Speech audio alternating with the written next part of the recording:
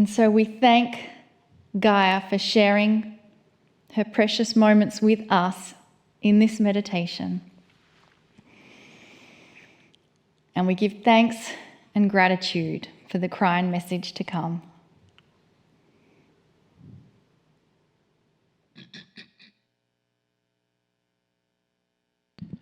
Greetings, dear ones. I'm Kryon of Magnetic Service. The series that I have chosen to give you this month would be 4 things that are spectacular, controversial, and true. And this is the 3rd one. And what I'm going to present now to those who are watching this program, you'll say, well, of course. Well, I knew that. But this sequesters the information only to you, and meaning you're aware of it because you have chosen to be interested in this program. But in general, for the planet, what I'm about to give you is controversial. Spectacular because of its truth. True, very true. And what I'm going to tell you, and then speak of it even more in detail, is this.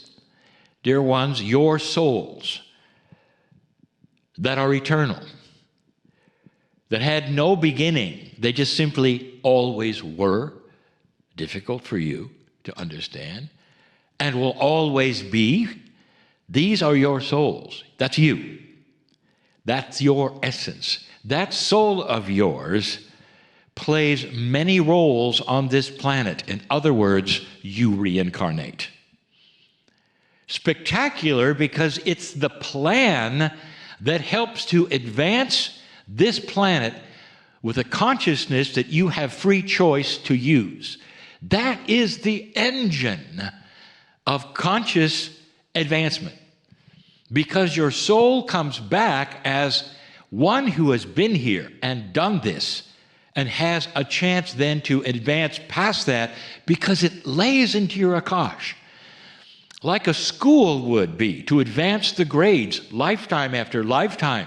You retain what happened last time and work it out the next time. Some call it karma. It's more than that, dear ones. It's actually not that. The system of past lives gives you the ability to go through this school of earth and learn and advance, but more than that, to come closer to a truth that we have already given you. A basic truth that you are part of God. A basic truth that says that the entire plan is about elevating this consciousness of this planet to mastery. That's the engine. It has to be.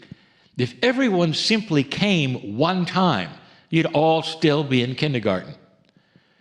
Now, some have said you still are. In that, I tell you, the cycles of time, some of them being very slow, would actually cooperate with that, for you have cycles of change that sometimes then cooperate to push you into a higher consciousness if you're ready, and one just did, and that's the 2012 shift. That's the reason for Kryon to even be here. Most of your planetary modern religions do not believe in reincarnation. In fact, if you talk to someone who is in one of those belief systems, they'll look at you like you're nuts. Can't be that way. They'll say, if it was that way, how could the doctrine that we believe actually work? Because you're born, you're tested, and then you're either punished or rewarded. That's one time. I will tell you something, dear ones, that is not a God system. That's not a creator system. That's a men's system. You come in. You have to be naughty or nice. Sounds like Santa Claus. And you either get a present or you get tortured. We told you in channel number 1 of the series how illogical and dysfunctional that system is, totally. It's not a loving system. Think about it. It's not from God. The system that is beautiful has you coming and returning. The first organized religion on this planet, in your time frame, that you can call something that belongs to your civilization, is Hinduism.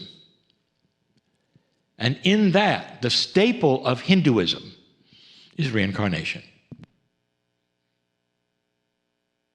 This is just to give you a sample of this answer to a question: what was the first intuitive thoughts of humans back then, without a doctrine to think about, without rules? What did they come up with that they could grasp and work with together? And the system was love, compassion, and included past lives. Subsequent to that, there have been others also that include past lives. On the planet right now, there are billions who still believe that reincarnation is not just a possibility, but is the way it works. But I am talking to a culture and those cultures around this culture that often do not believe it. Spectacular it is, because this truth is actually the kernel, the seed, the engine, as I said, to an advanced planet, to coming back. Some have said, well, what about the indigenous? You know, I don't hear much about past lives of the indigenous. They do it differently, dear one. Listen to them talking about their ancestors. Why would they go to so much trouble to capture the wisdom of their ancestors, to pray to their ancestors, to go there almost every single time they go into any kind of a meditation or a ceremony? And the answer is this: because they understand that they are their own ancestors. That part of that wisdom is translated through the earth, the dirt of the earth, right back to them. This is their form of understanding the cycle. Ask the indigenous about the cycles. They'll give you the same information I have. There is a grander plan, dear ones, and it all is part of coming back.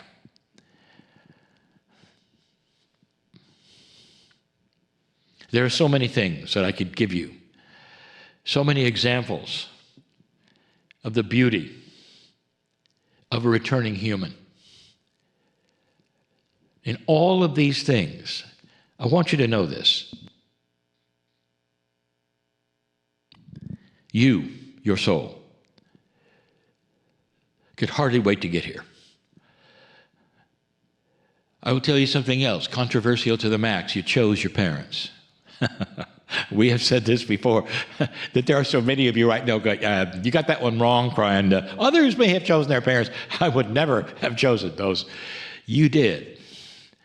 You chose them for numbers of reasons. You didn't choose them so that you would have a test or you would have a troubling life. You chose them because you might be their teacher, old soul that you are. There are many old souls who choose young soul parents,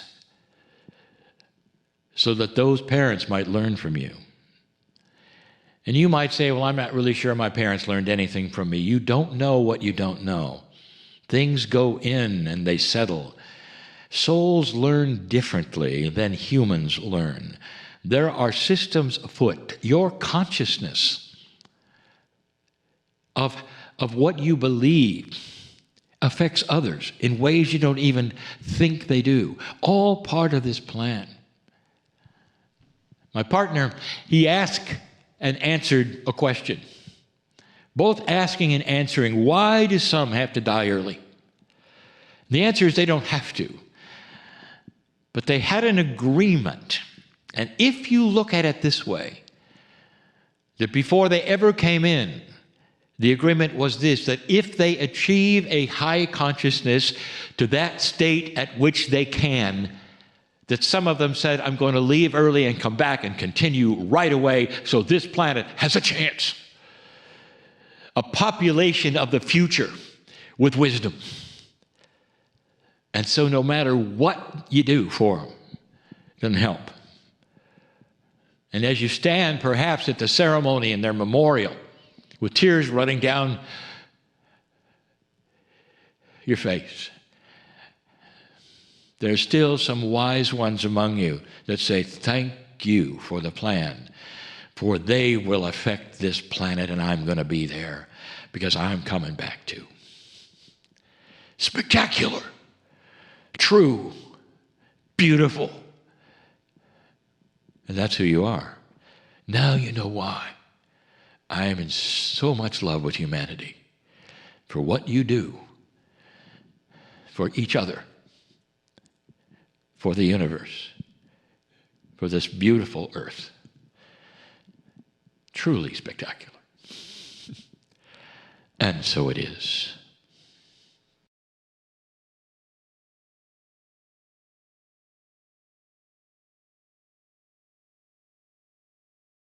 And for those of you who held your crystal or rock in your hands during the channel,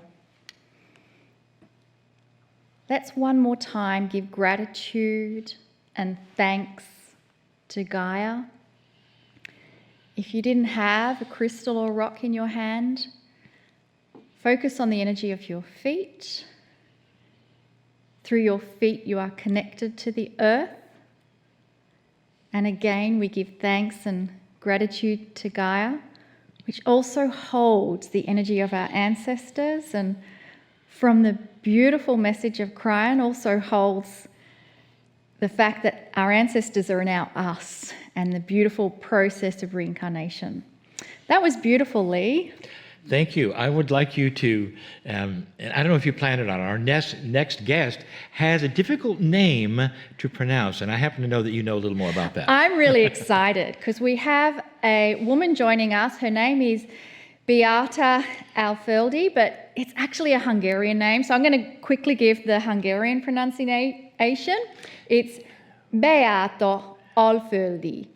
And she is so connected to the earth. It couldn't be more synchronistic that we have this guest with us today. And Biata, are you there? I am here. Fantastic. We love it when they're this So, is coming from offshore, so yes. it's a long distance. Let us tell you about all the amazing things that Biata is. She's an international retreat leader, a medicine woman, workshop facilitator, author, shamanic practitioner, sound healer, ceremonial leader, a seer, and a keynote speaker with a gift for assisting individuals through deep transformation. She created an integral women's program for the Awareness Institute in Sydney, where she completed a 2-year diploma in shamanic and energetic healing. She's also lived in Peru, studied with various, I'll try to say it, curanderos, that's healers of the Amazon and the Andes. Now, she facilitates private sessions, workshops, online mentorship programs, and international retreats, and is regularly invited to be a keynote speaker and workshop facilitator at many festivals, events, and seminars. Beata was invited to contribute a chapter to the book called Shamanism for the New Millennium, which became an Amazon #1 bestseller. She's also featured in the upcoming documentary film, Women of Heart. I love that title, Lee. Mm-hmm. That says it all there for me. So this is due to be released globally very soon. Beata currently lives between Mexico and Europe. She's passionate about inspiring individuals to live a life that is authentic, free, empowered, and radiantly alive. She's the right person to be here right now. Welcome to our show, Beata. Thank you so much, Lee and Monica, and thank you for the opportunity to share a little bit about who I am with your audience, especially in this potent transitional time that we are all traversing collectively. And I love that you are focusing on the earth in this particular segment, as well as focusing on how important our connection is to the natural world around us, because I really believe that one of the invitations of this time that we are each traversing individually and collectively is not only a return to self, but a return to the earth and our importance of remembering who we are in this liminal space. And what I mean by liminal space is that there's so many people that are viewers that are watching right now, as well as collectively, that, okay, an old time has now left us, but the new time and the new path forward hasn't quite made her way felt as yet. So we really are in that space of, how do we come back to ourselves? How can we return to the trust and to the love that we are in amongst all of these challenges and all of these changes, and also allow the process of each one of our collective and personal identities to be released? Does that make sense? So this, yeah. Yeah, absolutely. It does. Tell us more. So at the moment, what is really alive for me in the space that we're sharing is to share a little bit about my journey. Lee was asking me before, how did I find myself in such a unique path as a white woman walking this shamanic path? It started in 2007. I was completing a 2-year diploma of energetic and shamanic healing, as well as eco-psychology, at what was called the Earth Institute in Sydney at the time. After that, with my then husband, we ended up traveling to Peru and working with various healers, and you were right, Lee, curanderas and curanderos of the Amazon and the Andes, working with sacred plant medicines as well as various healing techniques, as it were. And I started to really travel that path very, very deeply, and understood, perhaps in a broader context, what my role on this planet is right now, which is small. We all have these beautiful roles, but my particular role and my path of service is to really understand and see an individual's potential, and to be able to foster that potential, especially when someone is going through deep crisis. And I always say to people that we cannot teach and we cannot facilitate that which we haven't embodied and gone through ourselves.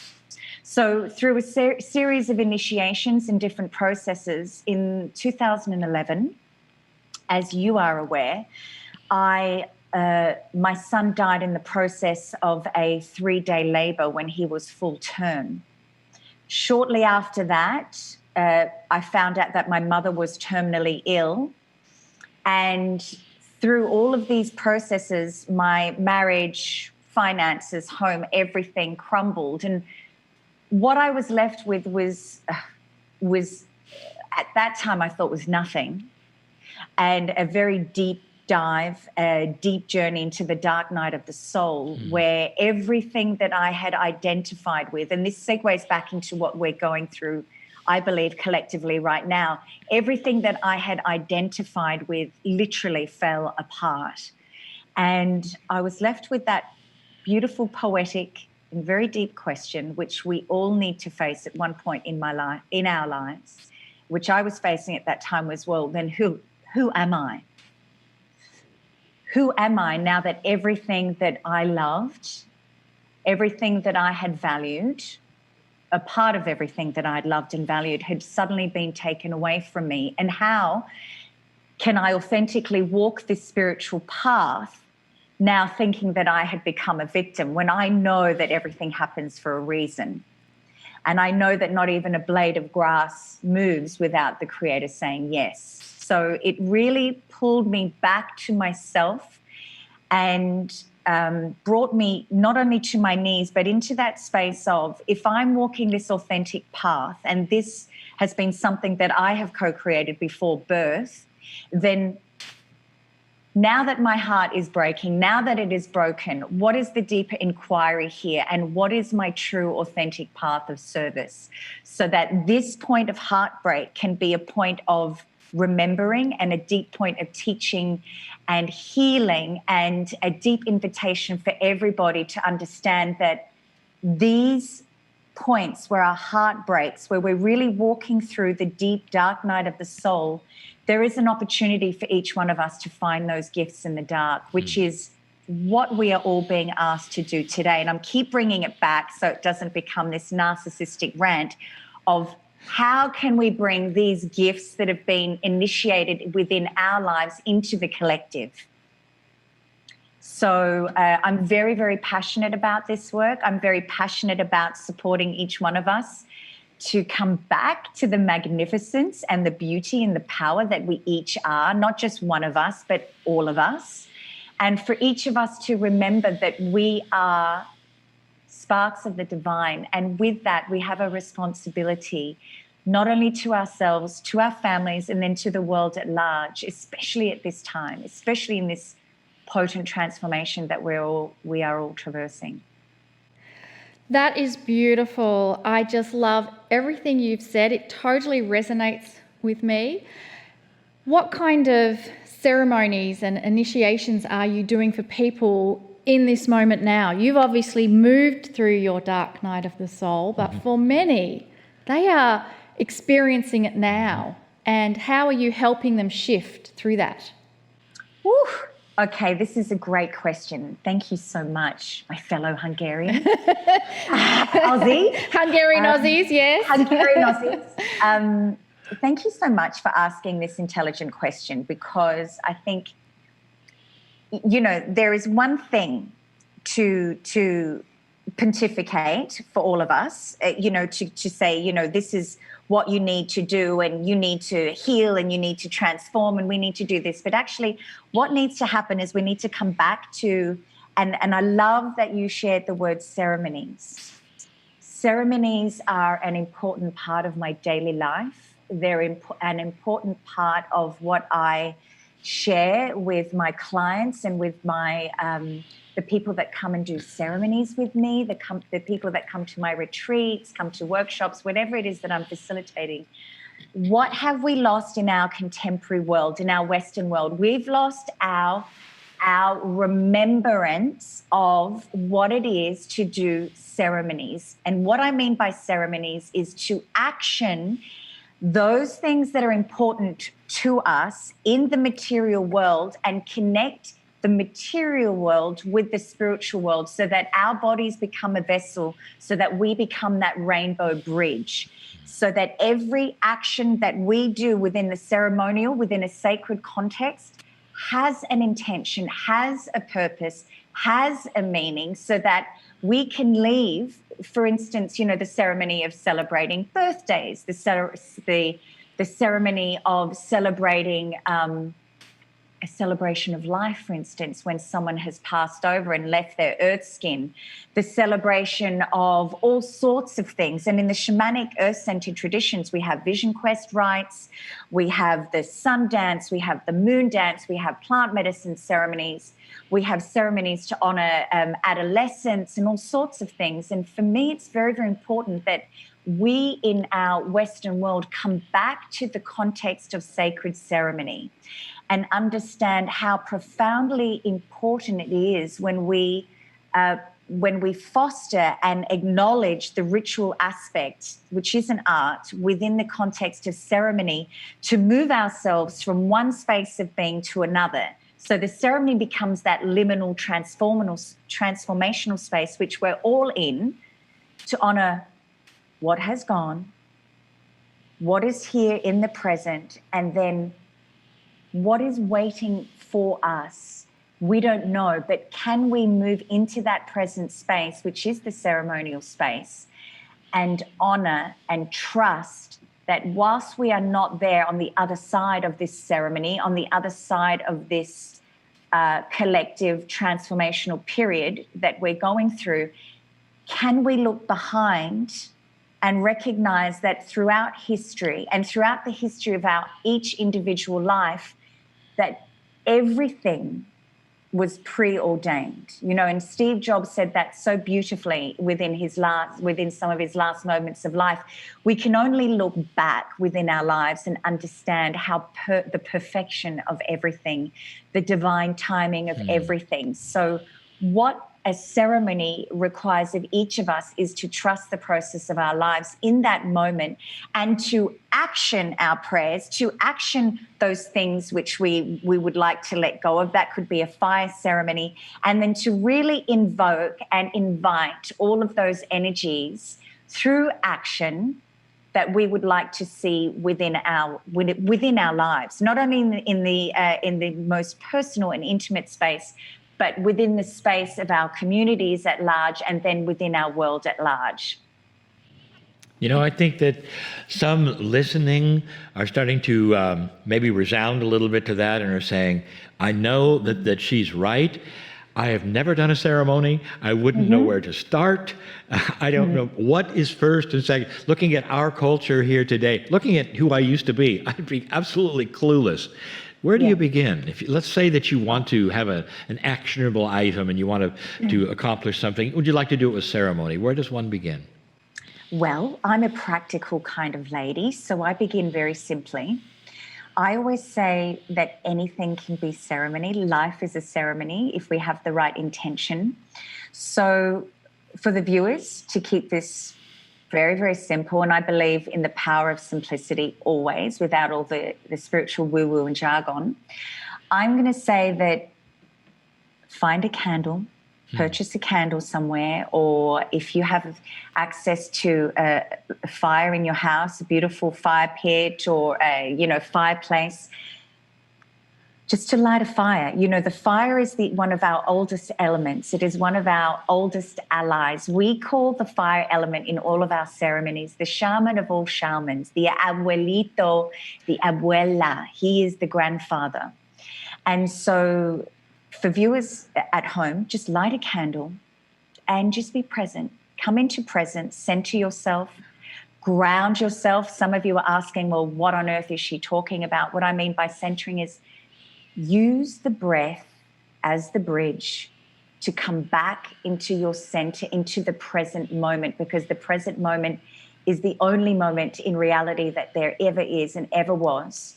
And I'm going to show you, and I'm going to perhaps invite you into a little bit of a ceremony afterwards where I will use my rattle and my voice. But then you literally just imagine yourself connecting with your heart. Imagine, and I like using a golden white light. For me, that is the highest vibration. And so we come into the presence of the heart. We move that energy, that golden white light down through our feet, through our soul, through our earth star into the earth. Anchor the energy, your energies, wherever you are on this planet. And then bring that beautiful, wise, ancient wisdom from the earth all the way back up to activate your heart, and then move that energy up through your soul star to your highest self, to your own connection to the divine, to God, to spirit, whatever you want to call it. It's just words. And then bring that energy all the way back down and connecting with your heart. Therefore, you realize that your body is the gateway. Your body is the portal whilst you're here on earth between literally heaven and earth. So that is one very, very simple ritual ceremony. For those of you that are having or wanting to let go of something, I like to say, hey, write all of those things that you'd wish to let go of. And we're coming up to a full moon soon. All of those things that you wish to let go of, write it down on a piece of paper and burn it. Either you go outside, as I said, through your fireplace, or with a candle, saucepan in the bathroom. Keep it simple. Let it go. But like all good healing work and all good ceremonies, if you're going to release something from a space, you need to be very conscious about what you're bringing into that space, so that it's not just a nebulous type of, well, what's in this space now? You're going to call in then all of those things that your heart desires, all of the beauty, all of the magic, all of the healing, abundance, whatever it is that you're wishing to create or wanting to. I don't like the word manifest because it's been used so much in the New Age movement. I'd like to continue to acknowledge your own power to co-create what it is that you would like within your life. So we keep it grounded and we keep it in the present. It's not, I want this, I want that. It's Be aligned with that which it is that you would like to create in your life, and know that it is your vibration, and that is all that is going to call in that which you desire. So keep it grounded, keep it practical, and most importantly, keep it simple. Intention is everything.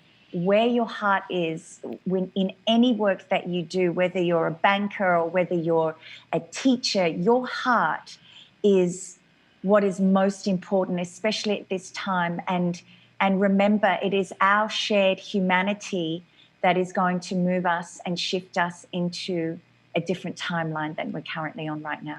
Thank you. I love that. And one of the things you said, I may write it down and then quote it later, that's be aligned with that which you are creating. That is so potent.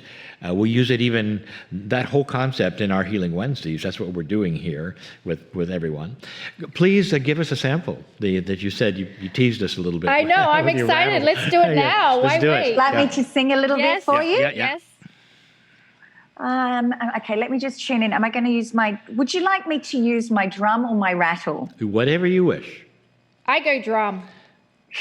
I do both. You're going to say that. Same. Okay, I'm going to do both. Ooh, I love a challenge. Okay, what I'm going to do is take off the microphone so that, because of the sound will go skew if that's a word. Okay. I'm going to invite each one of you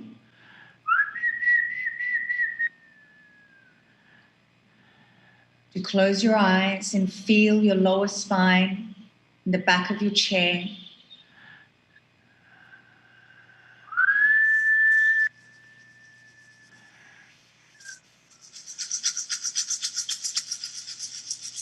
Calling in sacred space, calling in your ancestors, my ancestors, your totem animals or spiritual guides to be with us in this space as we collectively gather in circle, in ceremony around the campfire. Beautiful fire that each one of us and our ancestors know so well.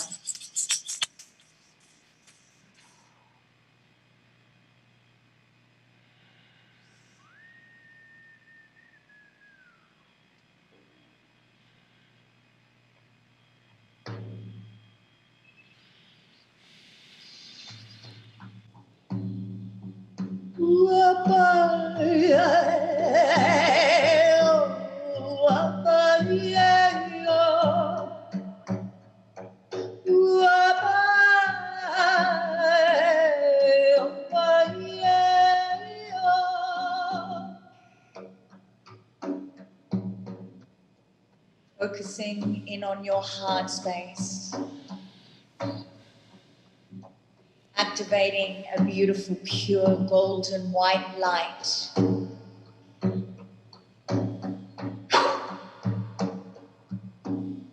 Moving this golden light beyond your body, activating, cleansing, clearing. Releasing all that no longer serves you.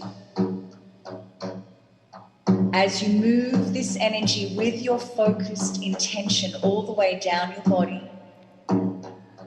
down your legs, down through your earth star, connecting deeply with Gaia, Pachamama, Madre Tierra.